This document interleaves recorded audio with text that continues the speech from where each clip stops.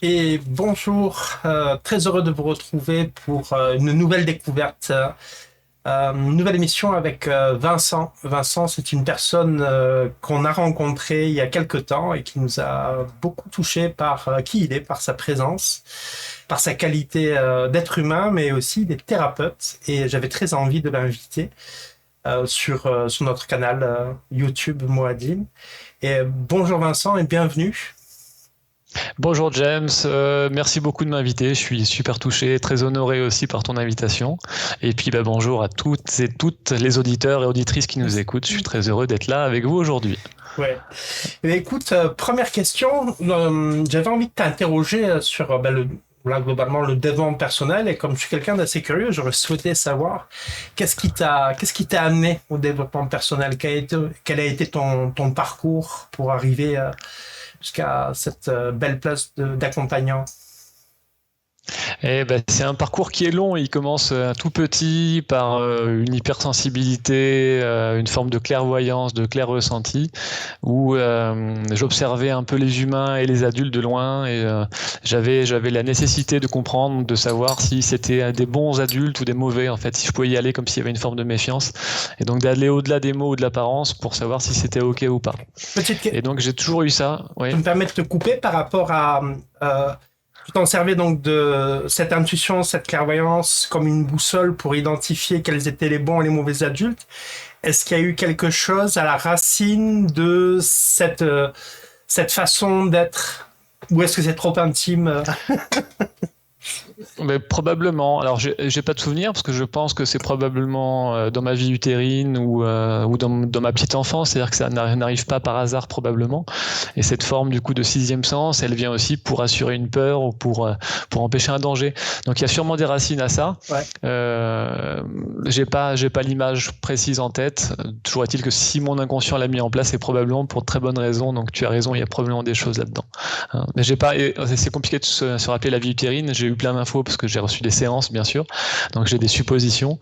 Mais ça a toujours été ça. Après, c'est une forme aussi d'autisme un peu léger, c'est-à-dire l'impression de pas être à l'aise toujours avec les humains, de pas avoir les codes, de pas savoir toujours comment faire ou de pas être adapté au groupe et d'être plus à l'aise avec des animaux en fait ou de comprendre les choses un peu plus simplement. Voilà.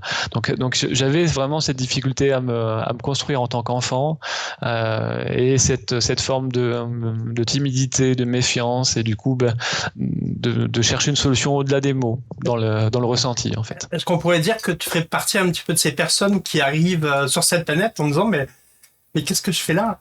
Ouais. C'est ça? C'est complètement ça, vraiment l'impression de pas être du même monde, de pas être comme les autres. Alors ça fait un peu mégalo, mais vraiment l'impression de pas avoir les codes toujours et puis de dire mais je comprends pas vraiment, c'est pas moi quoi en fait. Donc, Mm. ouais, complètement. Et donc j'imagine donc tu as eu dans ton enfance, tu as eu comme ça donc cette intuition qui s'est manifestée pour aller identifier des adultes, leur qualité d'être, mais en même temps, est-ce que tu as perçu d'autres choses?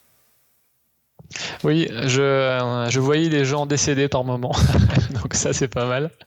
Mais c'était pas mauvais, hein. Ok. Jusqu'au moment où on habitait en région parisienne avant, et quand j'avais à peu près 9 ans, on a déménagé pour aller en Seine-Maritime, dans un petit village, donc dans une maison. Et j'avais ma chambre tout en haut d'une tour, enfin une forme de tour dans la maison. Mhm. Et quand je suis rentré dans ma chambre, j'ai vu un pendu. Et là, vraiment, ça m'a fait super peur. Et puis à ce moment-là, je lui ai dit, je veux plus voir enfin, je sais pas ce que j'ai fait, mais enfin, j'ai vraiment coupé parce que ça m'a vraiment surpris en mal. Ouais, bien sûr. Et j'ai dit, stop, je ne veux plus voir ça. Je te demande de partir. Et là, j'ai eu vraiment l'impression d'avoir fermé un truc, en fait, d'avoir dit D'accord. OK. Et j'avais plus jamais revu de choses avant d'autoriser à reconnecter, à rebrancher le canal, à redéployer l'antenne, en fait. Ok. Et là, c'est Donc, il y a pas si longtemps. ok. Et donc là, ça a été de ton propre fait. Donc tu as exprimé qu'on me coupe les connexions. Enfin, il n'y a pas eu quelqu'un qui est venu te chapeauter ou t'aider. Non, D'accord. alors je crois que j'avais dû demander à Dieu ou appeler D'accord. Dieu pour m'aider à l'époque Ouais. dans ma croyance, ça devait être lui qui venait et j'avais posé l'intention de dire ok mais je veux plus que tu viennes, je veux plus voir ça, je veux être protégé, stop en fait. Vraiment. Ça peut être Et j'avais dû parler à voix haute, j'ai pas un souvenir très très précis de ce que j'ai dit, mais je crois que j'avais dû parler à voix haute aussi. Ça peut être super utile si d'aventure, voilà, il y a des enfants des parents qui ont des enfants qui ont ce type-là de manifestation, d'avoir ton expérience. Ouais, et puis c'est un truc que j'avais jamais dit, c'est-à-dire que je me rappelle ne pas avoir parlé de ça. En fait, je pensais que c'était normal en fait que tout le monde voyait ça. Et en fait, pas du tout. Et j'avais jamais dit ça à mes parents non plus, pas parce que je leur faisais pas confiance, mais parce que c'était mon truc. Donc c'est pas toujours évident. Effectivement, lorsqu'on est enfant, on peut avoir cette hypersensibilité qui amène plein de choses, hein, des capacités extrasensorielles parfois, ou une connexion, une empathie, une intuition très forte. Et c'est pas toujours évident pour les adultes de comprendre. Je crois que c'est important de se rappeler comment on était enfant, en fait, de retrouver un peu ce chemin d'accès des choses sans filtre. Des choses qui viennent, qui descendent comme ça et qui peuvent t'éclairer. Donc il y a eu cette étape de l'enfance et à l'adolescence. Donc là, tu avais découpé tes connexions et tu me parles quelque chose qui résonne chez moi. Tu parles de l'empathie et de l'intuition. Comment tu as vécu cette période-là en étant empathe, mais en étant un petit peu autiste? Ah, c'était très dur. L'adolescence, pour moi, ça a été horrible. C'est là où, encore plus, où j'ai eu l'impression de pas être du tout comme les autres. Vraiment, presque de pas être né à la bonne époque. Ça, c'est un mot que j'ai souvent dit.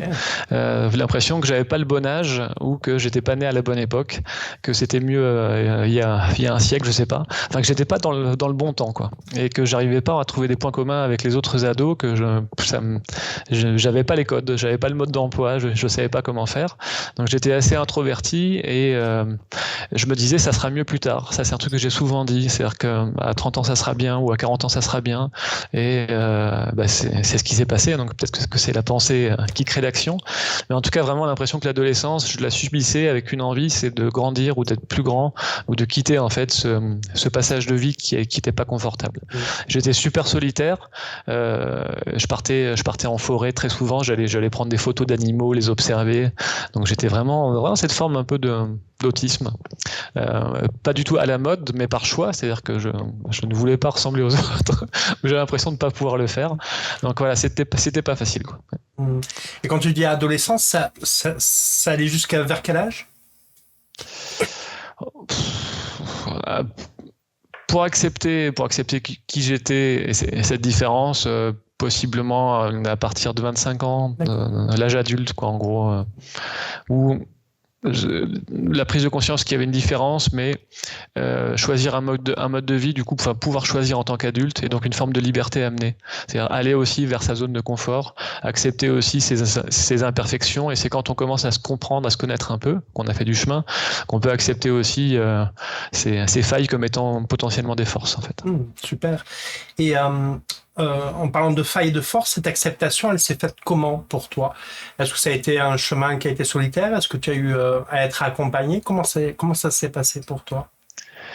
Ça s'est passé souvent très seul. J'avais vu des psychologues quand j'étais adolescent, parce que du coup j'ai vécu un trauma, donc il y a eu une agression sexuelle au collège, et j'ai vu des psychologues par rapport à ça, mais vraiment l'impression que j'étais pas compris. Enfin, c'était encore pire parce que j'avais une personne face à moi qui n'était pas du tout dans l'empathie. J'avais l'impression d'avoir un professionnel qui faisait son boulot, mais qui s'intéressait pas du tout à moi ou à ce que j'avais vécu ou à ce que je disais. Donc c'était pire encore. Donc ça durait. C'est la double peine. Après, peut-être que je suis pas tombé sur les bons professionnels aussi. Il y en a probablement qui sont très très bien. Hein. Mais du coup, c'était pas. Non, je l'ai vraiment fait tout seul. Et c'est ce qui m'a permis de reconnecter, d'évoluer vraiment. C'est à un moment donné d'avoir une prise de conscience bien plus tard, passé 30 ans, où là, c'est comme si j'avais fait une forme de burn-out, de dépression.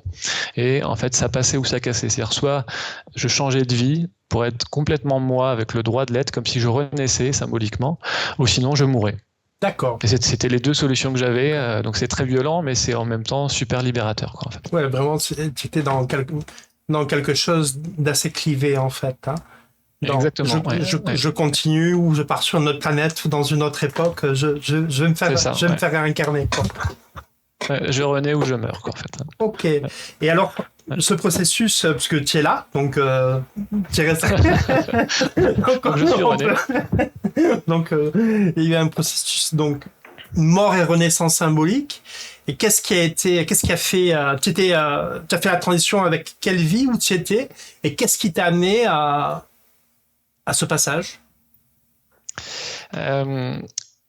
Donc j'ai commencé ma vie professionnelle en étant dans la forêt, donc avec des études forestières, en étant technicien forestier, puis en faisant une formation d'élagueur, donc vraiment travailler dans les arbres, quelque chose de très très manuel, et très rapidement monter une entreprise d'élagage et être repéré et être embauché comme formateur alors que je venais de sortir de l'école, j'avais 23 ans. Donc formateur pour adultes en élagage, et je formais des gens qui avaient 40 ans, moi j'en avais 23. Et la formation, du coup, c'est mon cœur de métier. J'ai vraiment adoré ça. Donc, j'ai commencé à pouvoir évoluer un peu, mais avec toujours une réussite professionnelle au détriment de la vie personnelle, comme si j'avais pas le droit d'exister complètement ou d'être heureux à côté. C'était vraiment au travail une reconnaissance. C'était génial, je brillais. Et dans la vie perso, un désert. Et donc, j'ai fait plein de choses en parallèle. J'ai été sapeur-pompier volontaire parce que j'adorais le contact avec la personne, avec l'âme. J'avais beaucoup de mes collègues pompiers qui faisaient pompier pour les incendies, pour le feu. Moi, j'ai une horreur du feu, j'ai une peur du feu. Je trouvais ça salissant, fatigant et pas intéressant. Et donc, j'ai fait pompier vraiment pour l'ambulance. Ça tombe bien, c'est 80% de l'activité. Hein. Mais c'est vraiment pouvoir toucher l'âme. J'ai souvenir que lors de trajets d'ambulance, j'étais en pleine campagne, donc on avait une demi-heure de route pour aller au CHU.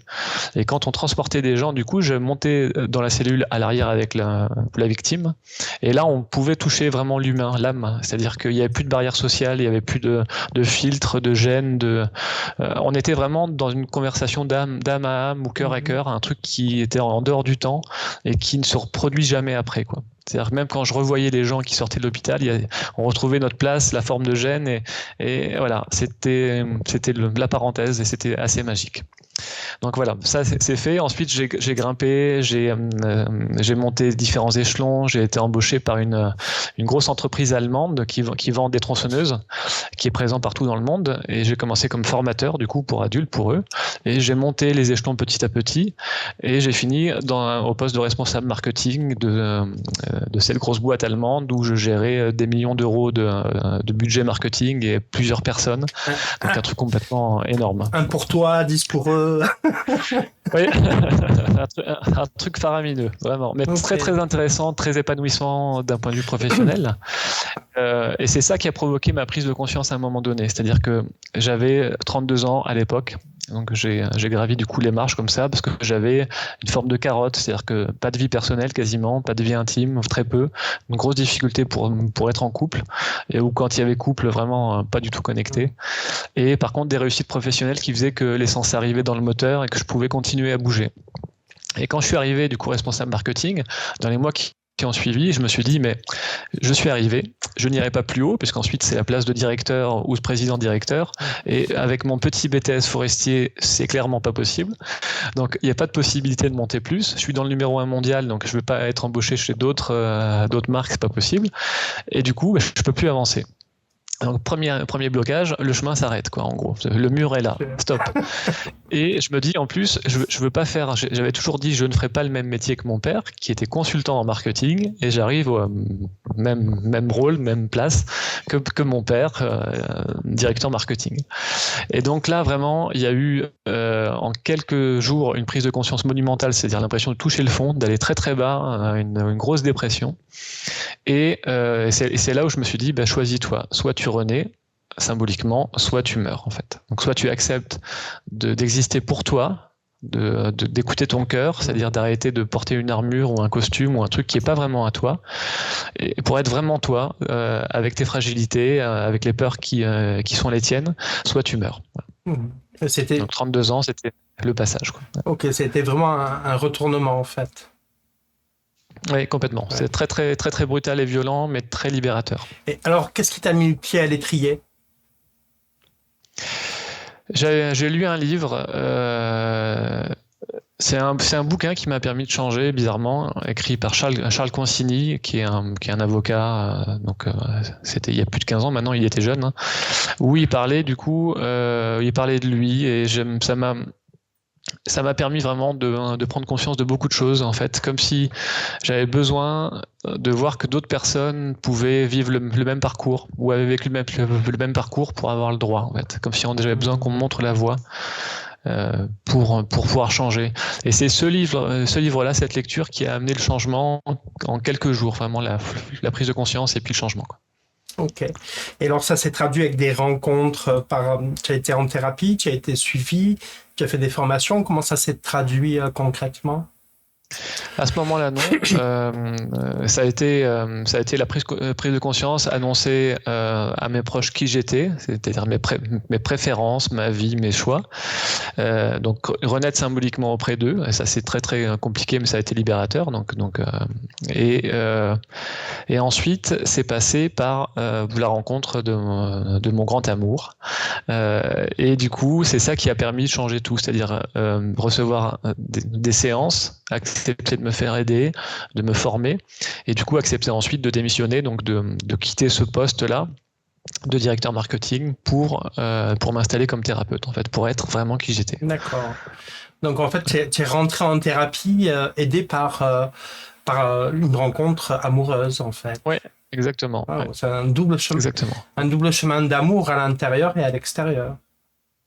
Ouais, et puis là, il y a eu comme s'il y avait une urgence à changer ensuite, donc une énergie monumentale pour bouger, et un changement, mais super rapide, vraiment, comme si, mais fluide, parce que c'est comme si on avait accumulé plein d'énergie, et puis à un moment donné, on ouvre les portes, et là, ça va très vite, quoi, en fait. C'est le moment. Ok. Et donc le long chemin d'attente était très important aussi. Ça fait partie du processus, en fait. Je regardais ton site internet, il y a quelque chose qui m'a beaucoup intrigué. Tu proposes des accompagnements marketing éthique. Alors ça m'a fait bugger. C'est bizarre. Oui, parce que voilà, comme beaucoup, j'ai des a priori. Pour moi, le marketing, c'est vraiment le monde des requins, des squales, comment on vend tout à tout prix de n'importe quelle façon. Hein. On est aussi dans cette société-là. Et éthique dans le développement personnel, donc la notion d'argent, j'imagine, de se montrer, et aussi d'accompagner. Et tu as réussi à concilier ça, si j'ai bien compris, dans une approche, dans des formations. Comment ça se passe? Comment tu es venu à ça? Voilà. C'est une très bonne question. Effectivement, souvent, on se dit marketing c'est là, thérapie c'est là, et puis on a l'impression que c'est deux mondes qui marchent pas ensemble. Et en fait, c'est tout l'inverse de mon point de vue. Quand je me suis installé il y a plus de 15 ans dans un petit village du fin fond de l'Ardèche comme thérapeute, je me suis servi de ce que j'avais appris en marketing. C'est-à-dire en marketing, c'est l'étude du marché, c'est expliquer aux gens ce qu'on propose. C'est pas être un marchand de tapis comme on peut le croire. C'est pas faire de fausses promesses. C'est au contraire expliquer ce qu'on a comme valeur, expliquer sa singularité, qui on est vraiment, donc ouvrir son cœur, montrer en quoi on peut accompagner les gens et en quoi ce qu'on propose est utile ou peut être utile pour résoudre un problème ou un besoin. Et du coup, ça permet vraiment de faire sens et d'être repéré et d'attirer à soi des consultants, des consultantes qui sont motivés, qui viennent avec notre domaine d'excellence pour qui on est et de prendre du plaisir, en fait, d'être aligné dans sa mission de vie. Et donc, je l'ai toujours fait pour moi, ça fait 15 ans que je le fais, et je me suis aperçu que mes collègues thérapeutes ne savaient pas toujours comment faire, ou au contraire, justement, donc soit ils savaient pas comment faire, soit ils avaient l'impression que c'était pas pour eux. Thérapeute, c'est bien, mais c'est comme s'il y avait un vœu de pauvreté ou de galère presque, de tout ce qui est contraire à l'abondance, c'est que être pauvre, c'est bien en tant que thérapeute.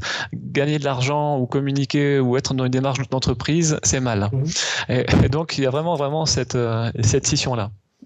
Alors que pas du tout. C'est vraiment remplir son art et se mettre au service des gens, accompagner le plus possible de monde à aller mieux, à bouger. C'est quelque chose de super positif. C'est notre mission de vie en tant que thérapeute. C'est ce qu'on est venu faire sur Terre.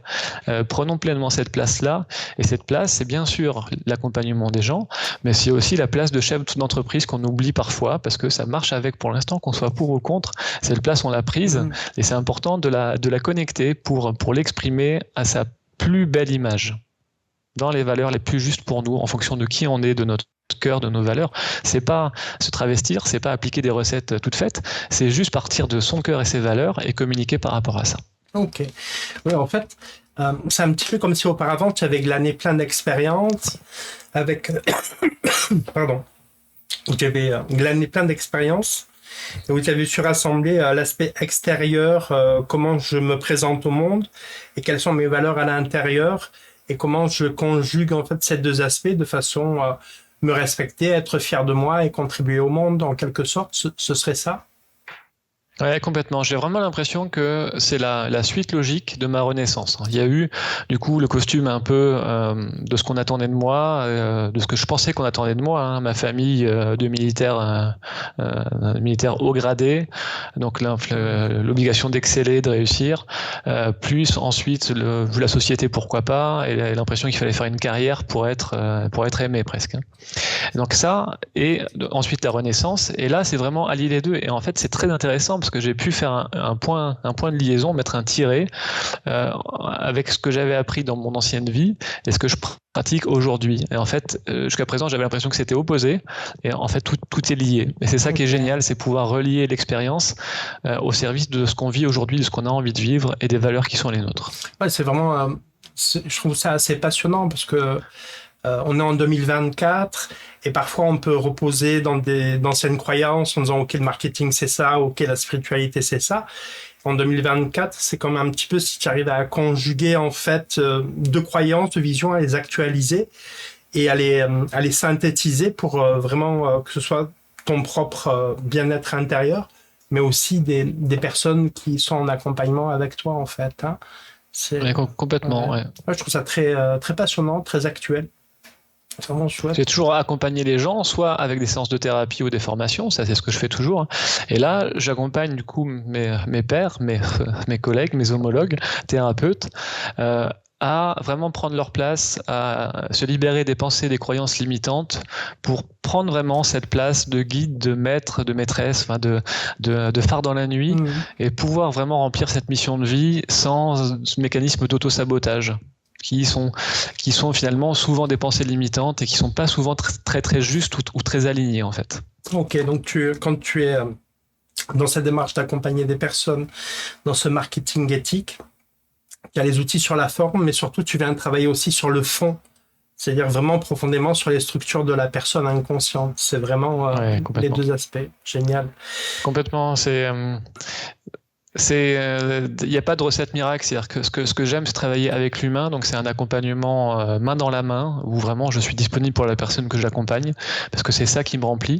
Faire de l'argent, c'est pas compliqué, dans ce principe-là, il faut faire des coachings en ligne, et du coup, on peut accompagner 300 personnes en même temps, c'est hyper rentable, mais il n'y a pas de sens en ce qui me concerne, hein, sans vouloir montrer du doigt les gens qui font ça. C'est pas ma façon de procéder, c'est pas ce qui me remplit. Moi, j'aime le contact humain, et du coup, c'est pas des recettes toutes faites, c'est-à-dire qu'effectivement, ce qui marche pour moi ne va pas forcément marcher pour toi, James, parce qu'on est deux personnes différentes, même si on peut avoir des points communs. Et donc tout l'art là, c'est de se connecter au vécu de la personne, à son expérience, à ses forces et ses fragilités, pour lui permettre d'être la meilleure version de lui-même. Et ça, c'est assez magique. Mais carrément. Ouais, non, c'est une belle synthèse. Je trouve que c'est une belle alliance, en fait, une belle actualisation de quelque chose qui aurait pu être un petit peu figé et limitant et que tu es en train d'actualiser avec cette proposition. En termes de proposition aussi, je crois que tu dispenses aussi des stages sur le féminin, masculin sacré, mais aussi sur le langage des oiseaux. Est-ce que tu pourrais nous en dire un petit peu plus sur ces deux aspects? Oui, bien sûr. C'est des stages qui sont ouverts à toutes et tous, thérapeutes ou grand public, qui durent 2 jours chacun. Donc, ce sont des stages de 2 jours qui se font pour l'instant en présentiel. Il y a plusieurs lieux en France, mais pour l'instant, c'est en présentiel. Sur le stage couple sacré, c'est sur le chemin du féminin, du masculin, du couple sacré.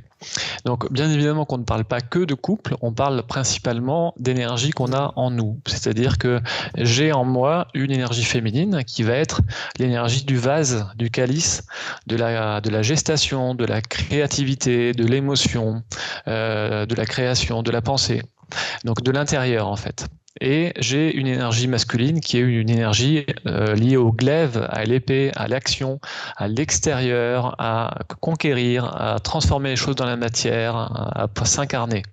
Et pour être équilibré dans sa vie personnelle, c'est important de comprendre ces deux énergies-là et de libérer les blocages qu'il peut y avoir sur l'une ou l'autre des deux énergies, pour être vraiment aligné, soit en tant qu'homme, qu'on soit homme ou femme, en tant qu'être humain. Et c'est souvent ça qui permet ensuite de pouvoir aussi se connecter dans un couple en comprenant que les énergies circulent aussi et que même si on a un couple, un homme et une femme, eh ben les deux vont exprimer des énergies complémentaires, opposées, mais souvent qui apportent une solution à un problème. C'est-à-dire que dans un couple, on a toujours l'effet miroir, on a vécu très souvent les mêmes blocages, les mêmes fragilités, au même âge ou la même année, et il y en a un qui a pris la voie de droite, l'autre qui a pris la voie de gauche comme solution. C'est-à-dire un le blanc, l'autre le noir, la chaleur, le froid, et donc on vient en couple parce qu'on se reconnaît avec une histoire commune. Et toute la clé, c'est de pouvoir communiquer, comprendre ses blessures, pour faire en sorte que les deux solutions opposées ne se repoussent pas, mais au contraire se mélangent pour apporter une solution globale au couple et aux deux membres du couple. Okay, donc ça, c'est ce qu'on fait pendant 2 jours. Donc c'est un stage de développement personnel où on parle de ça, où il y a pas mal d'exercices à faire pour connecter ces deux énergies et libérer les blocages, comprendre d'où ils peuvent venir. Donc c'est vraiment un travail d'introspection, un travail de développement personnel où on évolue très vite. C'est-à-dire qu'on reçoit, comme si on recevait un boost de séance d'accompagnement en 2 jours. Donc c'est un beau cadeau qu'on peut se faire si on le souhaite pour évoluer. Et l'autre sujet que j'aime beaucoup travailler, c'est la langue des oiseaux. Ça, c'est un stage de 2 jours aussi, où on apprend le sens caché des prénoms, c'est-à-dire quel est le message qui a été transmis dans notre prénom, quelle est la fragilité du prénom, et du coup, quelle est sa force, parce qu'on a toujours une solution qui est mise en place derrière.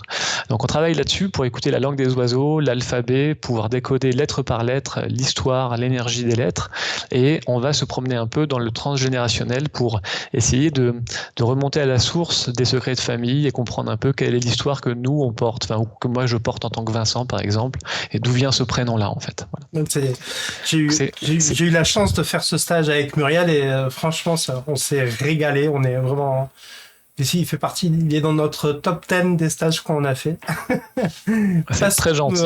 C'est un retour sincère et honnête, quoi. C'est vraiment... il y a une partie théorique comme ça, et puis après il y a des pratiques et ça continue. Je sais que vous remettez aussi un petit cahier où on peut s'y retrouver, prendre des notes. Et pour les personnes qui ont envie de continuer à explorer, ça résonne et ça délie. L'identité de son prénom, c'est quelque chose avec lequel on vibre et vous faites ça merveilleusement bien. Voilà. C'est très gentil. Merci beaucoup. C'est le retour d'expérience. Là, on a évoqué beaucoup de choses ensemble. Que ce soit ces séances, que ce soit ces stages. Moi, ce qui m'intéresse, tu le sais, c'est l'intuition. Ouais. Globalement, comment l'intuition t'accompagne ? Est-ce que, dans un stage du féminin-masculin sacré, ou est-ce qu'un stage langue des oiseaux, ou une séance avec toi, ou du marketing éthique, est-ce que l'intuition, c'est quelque chose dont tu te sers quand ça te vient ? C'est quoi ton rapport ? C'est quoi, qu'il soit personnel ou professionnel ? Je m'en sers tous les jours. C'est la base de tous mes travaux. C'est l'outil principal que j'utilise en fait. Il y a une partie production mentale, mais en fait, tout part vraiment de ce que je reçois. Depuis que j'ai reconnecté l'intuition, et tu en fais partie, c'est grâce à toi et à Muriel, c'est-à-dire que c'est votre stage sur l'intuition qui m'a apporté quasiment le plus d'outils de libération, d'évolution personnelle. Donc ça a été un des stages les plus riches que j'ai pu faire parmi les nombreux stages que j'ai fait en développement personnel. Et il y a clairement eu un avant et un après où je me suis autorisé à redéployer l'antenne, à reconnecter des choses sans peur, juste avec l'énergie du cœur et de l'amour. Et ça a été un cadeau monumental. Et du coup, depuis, ça fait quelques années maintenant, je me sers de cette intuition-là. Ce qui m'aide, donc que ça soit dans le coaching marketing, par exemple, quand sur Facebook, je suis connecté avec pas mal d'autres thérapeutes, et parfois j'envoie des messages en proposant un bilan marketing gratuit ou une action comme ça gratuite, une prise de contact, et c'est jamais réfléchi en fait, c'est vraiment fait à l'intuition, ça me dit oui ou non, et des fois j'ai une impulsion comme ça qui vient, et c'est souvent, c'est pas par hasard. Alors c'est pas toujours, on me dit pas toujours oui, c'est pas grave, mais c'est toujours très juste, il y a toujours du sens en fait. Et pour pour les stages, c'est pareil. Je travaille vraiment sur l'intuition. Je connecte des choses. Je fais le vide pour recevoir. C'est ça qui me guide. Et dans les séances, les meilleures séances qui peuvent être faites, là où je prends le plus de plaisir, où c'est le plus facile, c'est quand je ne veux rien. C'est-à-dire que je suis pas dans une volonté de faire, dans une pénibilité, dans la matière, que j'accepte d'être juste un canal ou un tuyau et de laisser circuler les choses. Et il se passe des choses magiques. Alors c'est pas toujours comme ça parce que je suis humain, mais c'est plus on écoute les choses, plus c'est simple. Et ce qui me permet de libérer tout ça, l'outil que j'utilise moi, c'est d'aller courir. Parce que c'est le moment où j'occupe mon mental avec une action répétitive. Donc lui, il doit mettre un pied devant l'autre. Du coup, c'est ça qu'il fait. Et du coup, il y a plein de pensées qui viennent, il y a plein de trucs qui tombent, il y a plein d'idées, il y a plein d'idées de stage, de création, de choses en lien avec le travail ou la vie personnelle d'ailleurs, les deux. Et j'ai plein de choses qui viennent quand je vais courir. Donc c'est assez magique, quoi. Ouais, l'action, ça c'est quelque chose que j'ai souvent entendu dire et c'est vrai que ça fonctionne à merveille. Aller dans une pratique sportive ou pour ceux qui veulent faire de façon plus douce comme moi, en promenade ou en balade, marcher même, hein. Marcher, c'est là où tu décantes. Jardiner, marcher. C'est vraiment là où quelque chose décante et où on devient un réceptacle. Avec des choses qui germent et des actions. Ça doit fuser parce que là, je me suis laissé dire que tu étais un sportif quand même d'un certain niveau. Ça doit fuser dans tous les sens. Je cours beaucoup effectivement, mais c'est pas sur les courses longues où on pense le plus qu'à un moment donné on est justement dans le vide et on est en dehors du temps parce que du coup il y a une forme de déconnexion qui se met en place. C'est principalement sur les petits footings du matin de 15, 20, 30 minutes. D'accord. C'est là où les choses s'alignent très souvent et ça c'est assez important pour moi dans ma façon d'équilibrer les choses, le mental et le corps. C'est vrai qu'on a un boulot super mental. Enfin moi du moins je mentalise beaucoup, je me sers beaucoup de mon cerveau, il doit beaucoup réfléchir et ça fait du bien à un moment donné de quitter un peu le mental pour retomber dans le corps et que les choses s'équilibrent parce que c'est ça qui permet à l'intuition de continuer à s'expanser. Complètement, oui, on est vraiment dans le fameux triptyque qu'évoquait déjà Platon il y a 2000 ans où il y a le corps, le mental et l'esprit et c'est les trois parties à équilibrer, à faire collaborer ensemble. Là. Ouais. Et Dieu sait que c'est pas évident. Clairement. Est-ce qu'il y a eu un livre ou un film qui t'a particulièrement marqué dans ton chemin ou récemment qui a fait... Tout à l'heure, tu évoquais le livre d'un avocat qui t'a permis de faire ce déclic, mais il y a eu des synchronicités avec des choses ou peut-être une musique qui t'ont permis d'éveiller quelque chose? Alors, la musique est très importante pour moi, elle fait partie de ma vie à plein de niveaux. Bizarrement, je suis très sensible au bruit, donc j'aime pas quand il y a de la musique trop forte. Par contre, j'adore écouter de la musique, notamment quand je cours ou quand je suis en voiture ou pour méditer, ou au moment où on fait des massages, etc. Il y a vraiment quelque chose de connectant pour moi. En ce moment, j'écoute beaucoup de musique classique en courant. Ça peut paraître pas trop stimulant, en fait, dans le rythme, mais c'est quelque chose de très, très, très connectant, apaisant pour moi. Je suis un peu dans cette bulle où je me recharge. C'est ça, aujourd'hui, qui me fait du bien. Et pour répondre, donc j'ai pas de titre particulier, hein, mais c'est des ambiances. Et pour répondre à la question sur le livre qui m'a inspiré, donc oui, il y a eu le livre de Charles Consigny il y a quelques années, il y a 15 ans, facile. Et un autre livre que j'ai en tête très souvent, c'est Le jour où j'ai appris à vivre de Laurent Gounel, qui est un livre que j'ai lu dans le TGV en remontant d'un week-end du côté d'Avignon. Je remontais à Paris du coup pour aller au travail en tant que responsable marketing. Et j'avais pas encore décidé complètement de démissionner. J'avais commencé à bouger des choses, mais c'était pas acté dans la matière. J'avais pas décidé. J'avais commencé à me former à plein de techniques, recevoir des séances, mais j'avais pas décidé vraiment de partir, de quitter mon travail, de faire le grand saut, de quitter la sécurité financière pour renaître complètement. Et là, ce livre-là, c'est là où j'ai compris qu'on pouvait tout à fait avoir une vision différente et encore une fois se choisir, lâcher les peurs et être dans sa justesse en fait. Okay. Donc voilà, c'est vraiment un livre qui m'a beaucoup marqué. Qui t'a ouvert. Et un autre livre que j'ai en tête depuis très longtemps, qui revient tout de suite, tu vois, comme quoi c'est marrant, parce que tu m'as envoyé les questions un petit peu par avance en me disant, voilà, on pourrait parler de ça, donc on n'a pas préparé, mais on sait la trame, et tu me disais, trouve un livre. Et alors là, moi, c'est une panique, parce que j'ai pas beaucoup de livres, j'en lis beaucoup, mais en fait, c'est comme si je gardais pas de traces. Et là, toi, le fait de pas vouloir trouver, d'en parler, j'ai un souvenir qui est revenu d'enfance, d'adolescence quasiment, c'est un livre qui s'appelle La Bille Baude qui est écrit par Henri Vincenot, qui pour moi racontait toute la parenthèse de la chasse, de la forêt, tout le monde que j'adorais à ce moment-là, qui représentait la sécurité, la transmission avec le grand-père qui s'occupe de son petit-fils. Et voilà, ce monde-là, vraiment, de la nature, de l'authenticité, c'est un livre que j'ai lu 100 fois ou plus de 100 fois et qui m'a beaucoup marqué dans ma vie, quoi. Il faudrait que je le relise d'ailleurs, parce que tu vois, ça m'appelle. C'est tout à fait étonnant, parce que Vincenot, je l'ai découvert il y a 2 ans, au travers d'un roman dont j'ai oublié le titre. Et c'est un auteur vraiment connecté. La matière qu'il traite, elle est vraiment pas au hasard. Il s'inscrit dans, on va dire, une tradition séculaire qui a un sens. Après, bon, il a été récupéré de gauche et surtout d'extrême droite. Mais bon, ça, on s'en fout. Ce qui intéresse, c'est ça. Exactement. Ce qui est intéressant, c'est vraiment sa matière et comment il fait cheminer au travers de personnages et de situations. Il fait vraiment partie de ces auteurs connectés. Donc, peut-être quelqu'un qui regardera ton interview va se pencher dessus et trouver quelques clés. En tout cas, c'est ce que je souhaite. Ouais, c'est vraiment un livre très beau. J'étais pas au courant de son vécu à lui en tant qu'homme, hein, tu vois, donc je l'apprends aujourd'hui. Mais c'est pas très important en soi. Ce qui est important, c'est c'est l'âme, encore une fois, de la personne. C'est-à-dire, quand on est capable de mettre ça, c'est qu'à un moment donné, on a quelque chose de pur, même s'il y a eu des blessures après derrière qui ont fait qu'on a changé. Et on peut peut-être garder l'essence, même le cœur, plutôt que l'armure. Et on est que des êtres humains avec plein de facettes, et selon les événements, les temps, les a priori.